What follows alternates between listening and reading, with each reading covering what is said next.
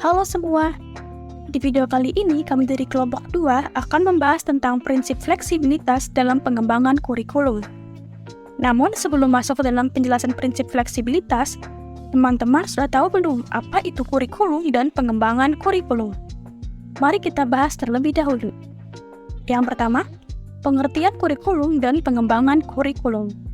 Menurut Undang-Undang Sistem Pendidikan Nasional tahun 2003 Bab 1 Ayat 1, menjelaskan bahwasanya kurikulum adalah seperangkat rencana dan pengaturan mengenai tujuan, isi, dan bahan pelajaran serta cara yang digunakan sebagai pedoman penyelenggaraan kegiatan pembelajaran dalam rangka mencapai tujuan pendidikan tertentu.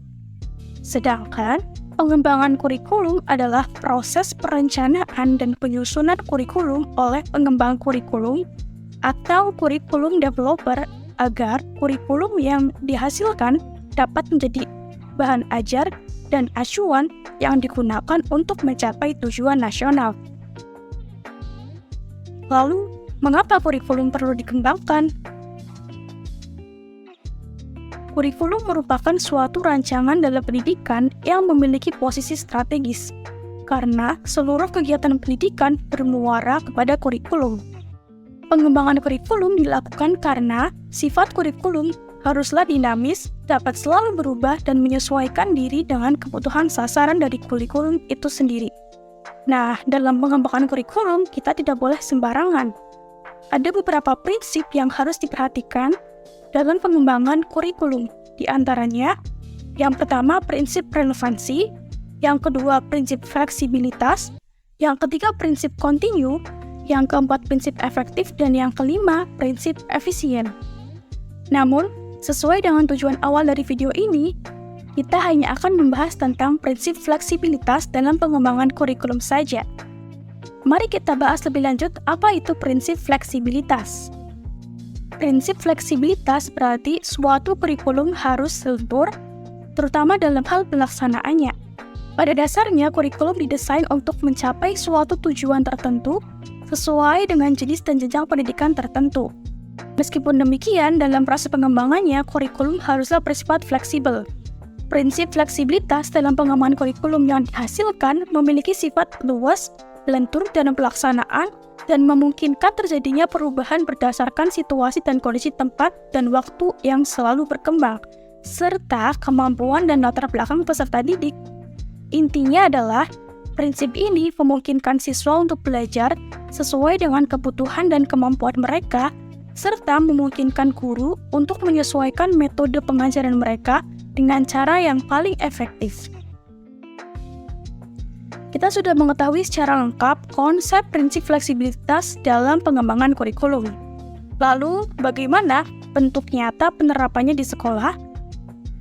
Yang pertama, dapat dilihat dari implementasi pengembangan kurikulum Merdeka Belajar di sekolah.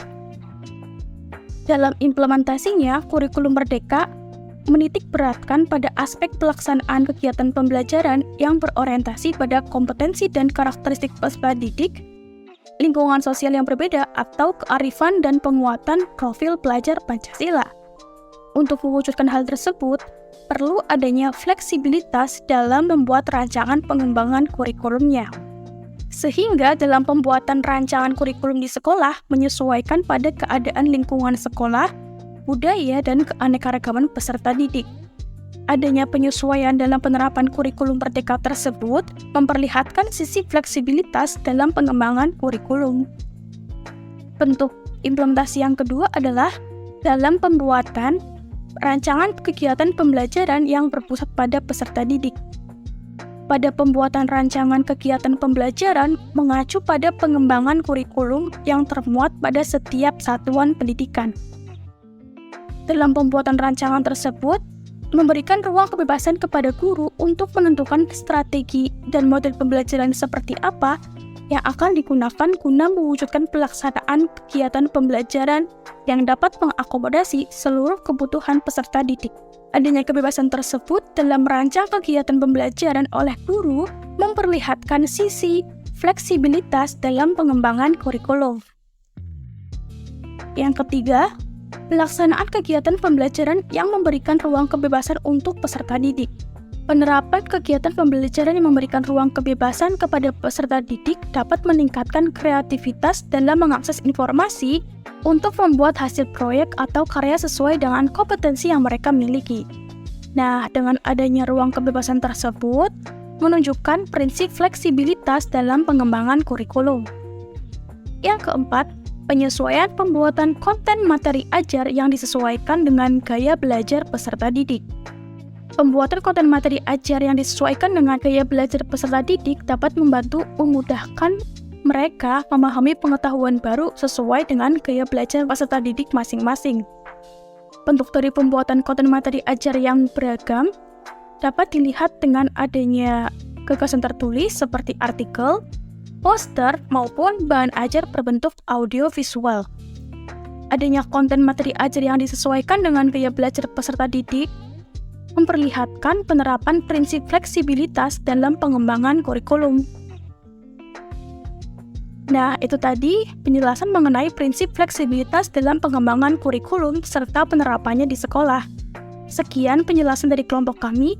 Terima kasih sudah memperhatikan dan sampai jumpa di video selanjutnya.